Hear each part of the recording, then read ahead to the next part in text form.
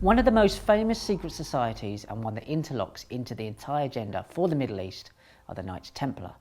Still today, we have a temple church situated in the heart of the cult-owned city of London that is simply called the Temple Church. The current master of this historic temple is Reverend Robin Griffith Jones, who is also a senior lecturer at King's College London. It seems that many of the High Court judges passed through this temple system. It is believed that this temple was used to store Templar gold, and when a Templar knight travelled from Jerusalem to London, they were able to access their wealth from this temple without having to physically transport it with them from the connected temples in Jerusalem. The entire agenda for a new Solomon's Temple that interconnects can be found not only within the Knights Templar and some of the connected knight orders, but the highest levels of Freemasonry. The church was built in 1162 to be London's Jerusalem and was the place where the Magna Carta was negotiated. To this day, the circular church serves as the legal college's inner and middle temple. If we are to understand the agenda and the endgame of this satanic death cult, then we need to include Solomon's Temple, the alleged line of King David, and what the British rules call British Israelism. There is so much more to the Knights Templar and the beliefs of the upper levels of the Freemasons than just gold and secret teachings. This is about an age-old agenda for a new world order that some researchers date back at least 8,000 years.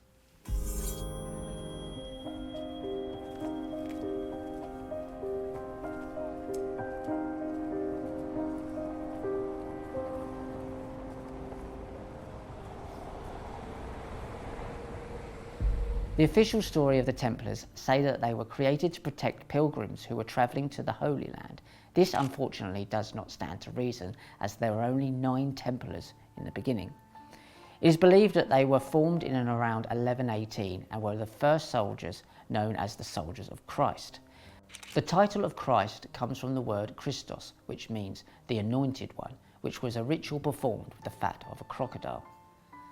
This order dedicated themselves to what they called the Mother of God, which many take to mean Mary, the mother of Jesus, when in reality it is more likely that it is referring to the great Queen Isis or Semiramis. The Grandmother Lodge of Freemasonry in England is situated on Great Queen Street. Others have connected this Great Queen back through Semiramis or Isis and onto the Anunnaki Queen Ninkasag. This was the original Virgin Mother character. So it is clear that the Templars were not formed to protect pilgrims in the Holy Land. They are instead believed to be the military wing of the Order of Sion, later known as the Priory of Sion, Sion meaning sun. The first Grand Master of the Knights Templar was a French nobleman named Hugh de Paynes, who married into the wealthy and powerful Scottish family of St Clair. It is believed that another early building of the Templars was built on the St Clair family estate in Scotland. We know that the Templars were given quarters adjoining Temple Mount in Jerusalem, where the Al-Aqsa Mosque stands today. This is where the modern-day Templars, the Freemasons, and the Chabad-Lubavitch Jewish sect want to build their new Solomon's Temple. Around 1126, Grand Master Hugh de Paynes left the Holy Land and began his travels back to France, gathering Templar recruits along the way. It was on January the 31st in 1128 that the Templars were officially formed at the Council of Troyes by Pope Honorius II. This shows a clear link between the Vatican, Rome, the City of London and the Holy Land. Just 1 year after the Templars were formally created, the order had expanded to enormous levels with the backing of the Vatican that were given the land and wealth and now had over 300 recruits with land in Portugal, France, England, Scotland and Spain. The original headquarters of the Templars was in London at a place called High Holborn, and in 1161 they moved to what is today called Temple Bar. This is where you will find the original Temple Church mentioned at the start of this episode. By the mid-12th century, the Templars had expanded so much and gained so much power that they were second only to the Roman Church. They gathered this wealth because, like many charities do today, they were exempt from paying taxes, and they controlled their own courts. The Templars collected taxes from both the Pope and the Crown. The swift expansion of the Templars began to disturb the church and its Babylonian cult leaders, afraid they were going to be overthrown. It was the Priory of Sion that is said to have been behind the fostering of this concern. The end came, at least officially, for the Templars when the King of France, Philip the Fair, first removed 2 popes who were not willing to do his bidding and then installed Pope Clement V, born Raymond Bertrand de Got. He was the head of the Catholic Church and ruler of the Papal States from the 5th of June 1305 to his death in April 1314. Pope Clement V was responsible for a split in the Roman Church which lasted 68 years. This is why the Church had rival popes in France and in Rome. It was Philip who ordered his own personal Pope, Clement V, to dismantle the Knights Templar, perhaps on behalf of the Priory of Sion themselves. In 1307, Philip ordered the arrest of every Templar on the now famous date of Friday the 13th, which has become synonymous with bad luck. The arrest warrant for the Templars included the line, "God is not pleased, we have an enemy of the faith in the kingdom." The Grand Master of the Templars at the time was Jacques de Molay, who was captured and burnt at the stake. According to the legend, he called out from the flames that both Pope Clement V and King Philip would soon meet him before God. They both died only a few years later. The Knights Templar were accused of many things, including worshipping idols, the most famous of which is the goat-headed Baphomet figure, which is connected to the inverted pentagram and Satanism. This charge was coming from the Roman Catholic Church, who themselves appeared to worship the Babylonian fish god Nimrod, who was a Dagon. Nimrod was the husband of Semiramis and father of what some believe to be the prototype of the Jesus character. Another name for the fish god, Nimrod, is Oannes. From this information, we can come to the logical conclusion that it was not the worship of a so-called idol that the Roman Church had an issue with, as they were doing it also, that it was more than likely a simple grab for wealth and power.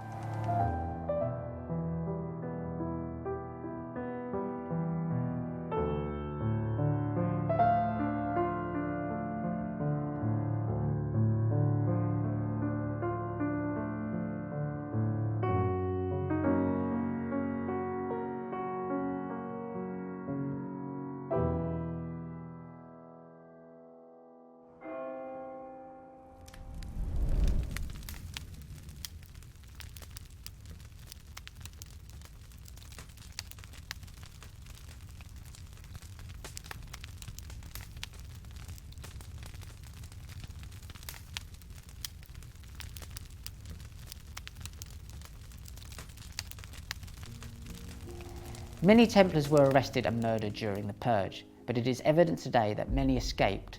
The Freemasons today are clearly a continuation of the Knights Templar and continue many of their beliefs, including the push towards a return to the old Templar stomping ground of Jerusalem and Temple Mount.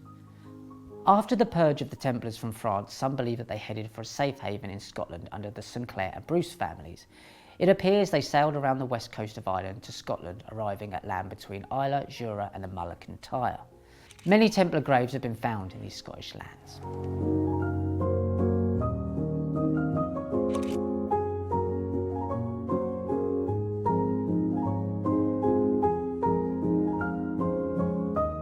The Knights Templar had access to the ancient mystery school teachings they perhaps gathered from the Assassins in the Middle East, which were passed down to them through the mystery schools of Babylon, on from the Mayan culture, and perhaps even Atlantis. The secret knowledge that these Templars hold today in the upper levels of Freemasonry came from the Assassins. The founder of the Assassins, Hassan ibn Sabbath, studied at the Cairo Lodge, where these secret teachings may have come through from the ancient Mayan mystery schools.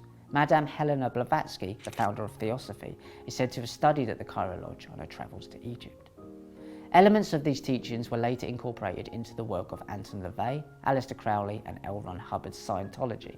In fact, I would say Scientology is deeply connected to the transhumanist agenda via their Church of Spiritual Technology, which has a secretive vault in New Mexico, not far from Epstein's Zorro Ranch and Dulce Base, the alleged location of a reptilian-human hybrid program. Some of this sacred knowledge centered around the symbols and the power of symbols. Symbols are a physical representation of sound, which is an auditory manifestation of vibration. Even the biblical texts say, "In the beginning was the Word, and the Word was with God, and the Word was God." King James Version, John 1:1. This is because the first disturbance in the fifth element of the ether was a vibration, which the biblical text likened to a word. This vibration becomes a sound or word which can be seen by the eyes as a symbol or sign. Everything is vibration. The Templars knew this, so they were very careful about what signs and symbols they associated themselves with. If indeed they did worship the goat-headed Baphomet character, that shape represents the inverted pentagram, which we have seen the likes of Elon Musk use recently. The main symbol associated with the Templars is the solar cross. This is a red cross that may symbolise the sun setting on the horizon before it goes down, making way for the dark of the night and the moon.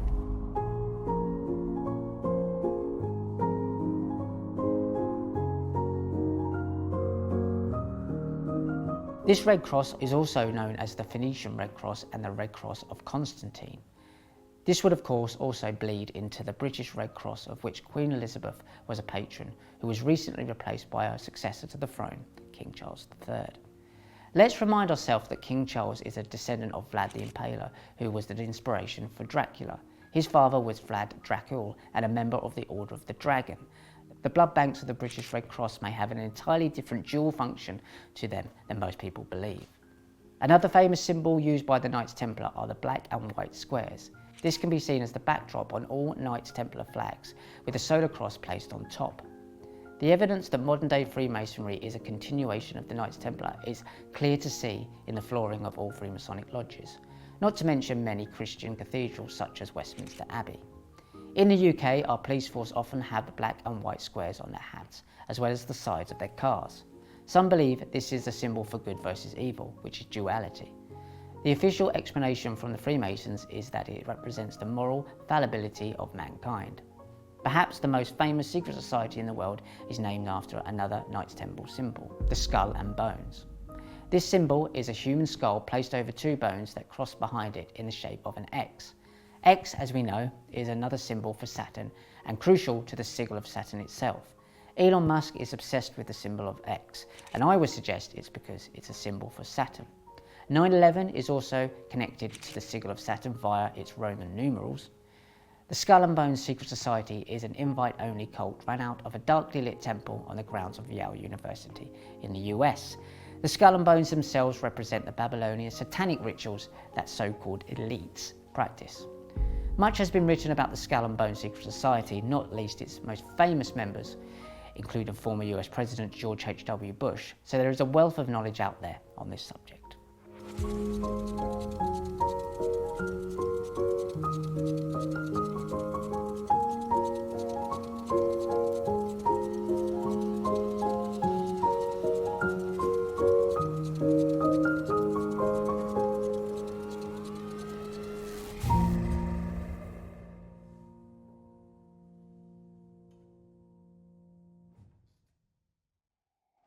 Other lesser-known symbols of the Knights Templar are the Watchtower, which became the symbol for the Jehovah's Witness Church. One of the founders of the Jehovah's Witness was Charles Taze Russell, who was a high-level Freemason, as were many of the founding fathers of the United States itself. Charles Russell was also an early Christian Zionist. This is because at their apex they are all pushing towards the same agenda. In 1881, Russell co-founded the Zion's Watchtower Tract Society with William Henry Conley as president. You can clearly see how the Knights Templar, Zionism, Messianic Jewish sects, and even Jehovah's Witnesses have many connections in terms of their ideologies and beliefs. Other Templar symbols include the Byzantine eagle, which is the same double-headed eagle used by 32nd degree Freemasons, and the House of Pallavicini. The House of Pallavicini are an ancient Italian noble family whose Princess Maria Camilla Pallavicini is believed by some researchers to be more powerful than King Charles III. She is known as the Queen of the Black Nobility. The Templars also use the symbol of the New Order of the Ages. This is a triangle within a circle that contains an all-seeing eye. The wording around the edges of the symbol reads Novus Ordo Seclorum, which of course translates as a New Order of the Ages. This is the New Order of the Ages that the Knights Templar, the Freemasons, the Jehovah's Witnesses, Abad Lubavitch, the Vatican, Skull and Bones, the various knighthoods, the Black Nobility, Papal Nobility, Zionists, Jesuits and many others are all working towards. Some believe this to be an agenda that goes back at least 8,000 years and I say culminates on Temple Mount in Jerusalem, the home of the Templars.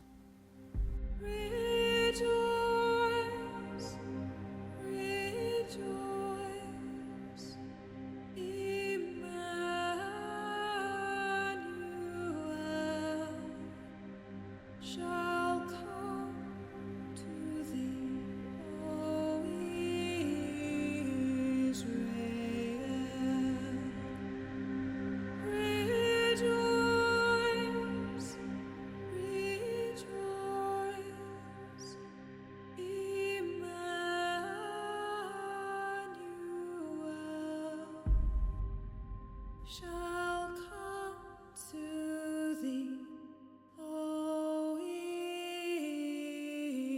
Israel.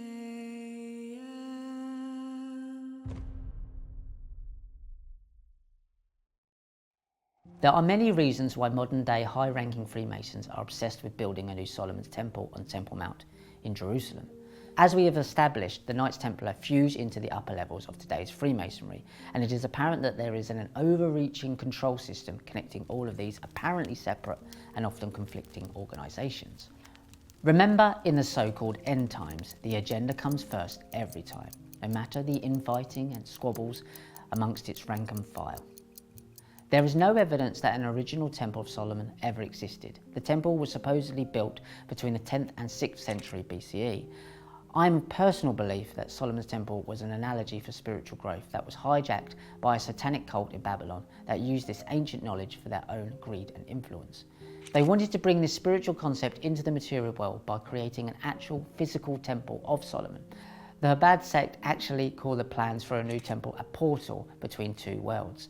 The Hebrew Bible includes a detailed narrative about the construct of the first temple by Solomon, who was the penultimate ruler of the United Kingdom of Israel. Much of this description appears to be a numerological code. This is the place where the supposed Ark of the Covenant was stored by Solomon in the Holy of Holies. It is believed that the destruction of the first temple and the capture of Babylon were both fulfillments of biblical prophecies. It doesn't take a genius to see that today's conflict in Gaza is being framed in exactly the same way. This serves the purpose of drawing in the three Abrahamic religions into a mutually destructive war. There is some evidence that a second temple did exist, but no evidence of an original temple built by Solomon. What is telling is that the supposed second temple is believed to have been sacked on the 9th day of Av. Av is the 11th month of the civil year in the Hebrew calendar, which is of course November. This would then make it 11/9, which is an inversion of 9/11. This was also supposed to be the date of the destruction of the first Temple of Solomon. What are the chances, hey? Let's add this to the information that the two towers, Yachin and Boaz, which stood at the entrance of the Temple of Solomon, were also known as the Twin Towers. These are the pillars that stand at the entrance to all Freemasonic lodges today. The connections are there for all to see. In the Kabbalistic belief system, Yachin and Boaz represent the active and passive elements of the world of Utziluf.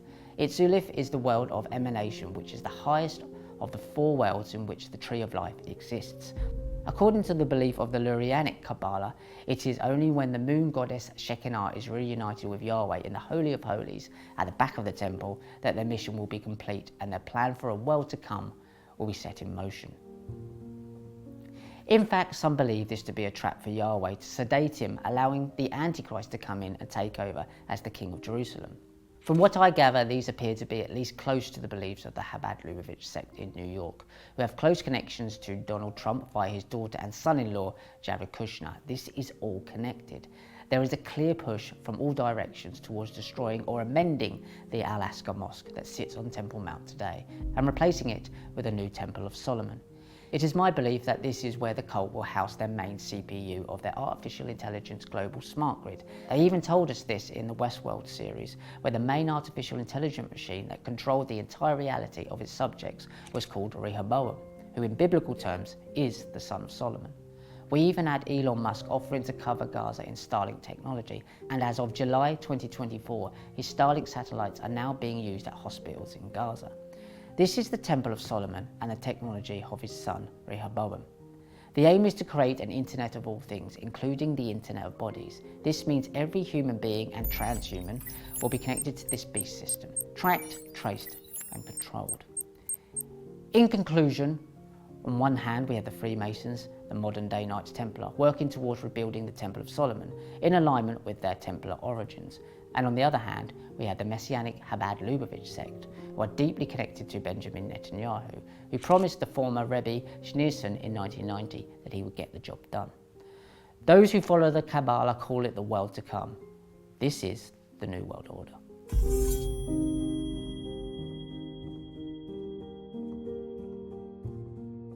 It never ceases to amaze me how all of these apparently disconnected areas of research eventually come together to pull into focus an agenda that appears to be heading to a single moment and perhaps location in time. And the Knights Templar continue to play a pivotal role in this age-old agenda. Join me next time for more cults, conspiracies and chaos. Until we meet again, take care and goodbye.